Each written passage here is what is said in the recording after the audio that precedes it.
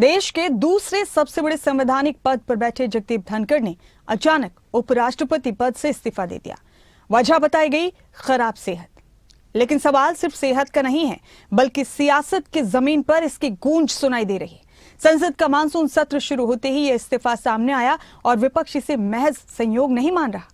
तो क्या ये सिर्फ स्वास्थ्य का मामला है या फिर राजनीति की कोई अंदरूनी हलचल है?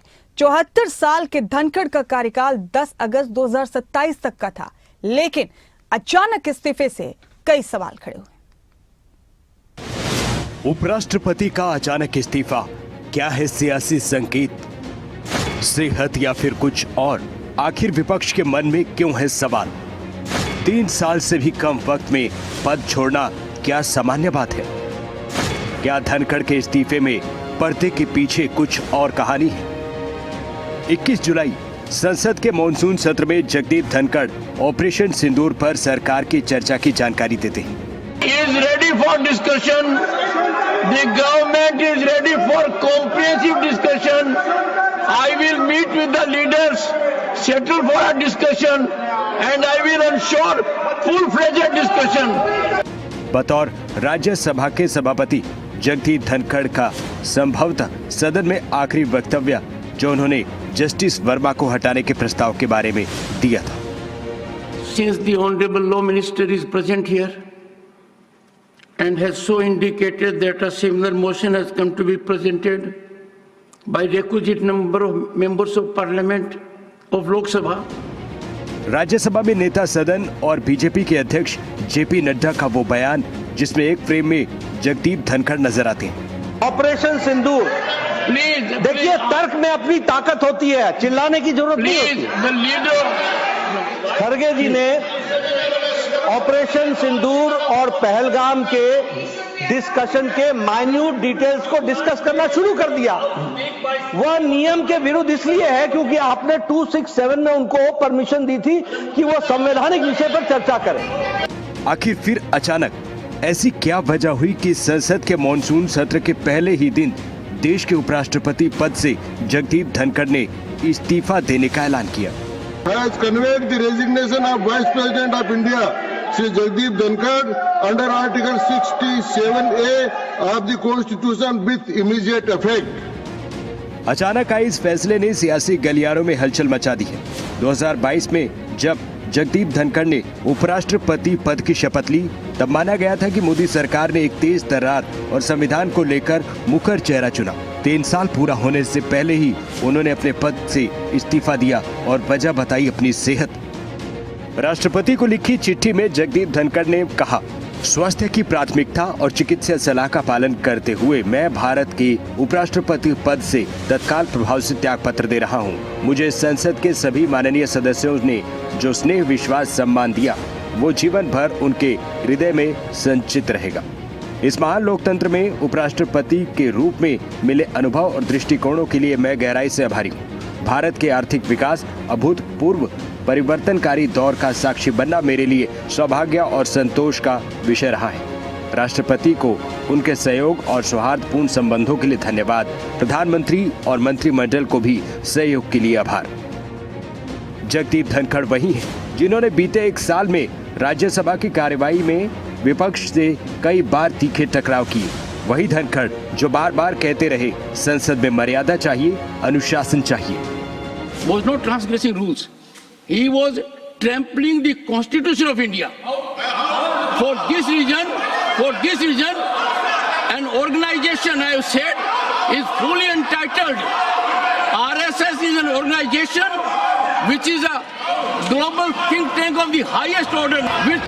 विपक्ष इस्तीफे पर सवाल कर रहा है, कह रहा है कि इसकी वजह कुछ और है। प्रधानमंत्री मोदी का भी बयान आया है जिसमें उन्होंने लिखा है, श्री जगदीप धनखड़ जी को भारत के उपराष्ट्रपति समेत कई भूमिकाओं में देश की सेवा करने का अवसर मिला है। मैं उनके उत्तम स्वास्थ्य की कामना करता हूं। सवाल का जवाब तलाशा जा रहा है। क्या ये इस्तीफा संसद के मौजूदा हालात से जुड़ा है? जब देश की संसद का मॉनसून सत्र शुरू हो और उसी दिन उपराष्ट्रपति पद से इस्तीफा आए, तो क्या ये महज इत्तेफाक है? राजनीति इसकी अंदरूनी कहानी टटोल रही है। ये उनकी इच्छा है और गवर्नमेंट की इच्छा है कि उनको स्वीकार करना नहीं करना, वो सब उनकी बात है, हमारा कोई इससे वास्ता नहीं है। मॉनसून सत्र की शुरुआत ऑपरेशन सिंदूर और बिहार में बचे वोटर लिस्ट के संग्राम के एजेंडे के साथ हुई थी।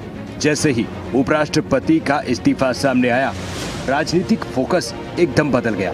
सियासत में सबके सवाल अपने हैं, जवाब केंद्र सरकार से पूछे जा रहे हैं। हम लोगों को जानकारी मिली है स्वास्थ्य को लेकर के है, और इतनी उम्र में स्वास्थ्य को लेकर के तो चिंता करनी चाहिए हम सब लोगों को भी। इतना जब उम्र हो जाती है तो कई बार स्वास्थ्य को लेकर के चिंता करनी चाहिए।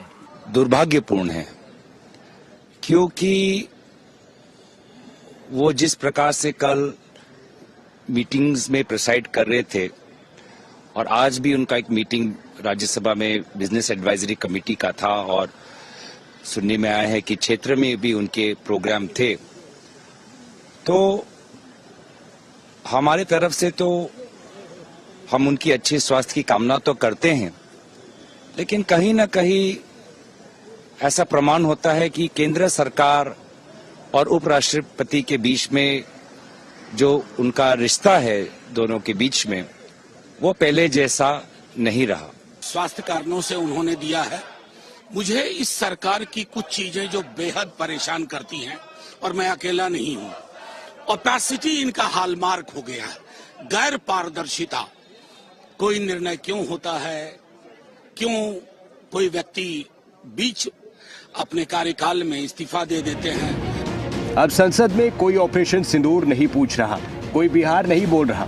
सिर्फ एक ही सवाल है, आखिर देश के दूसरे सबसे बड़े संवैधानिक पद पर बैठे व्यक्ति ने अचानक इस्तीफा क्यों दिया?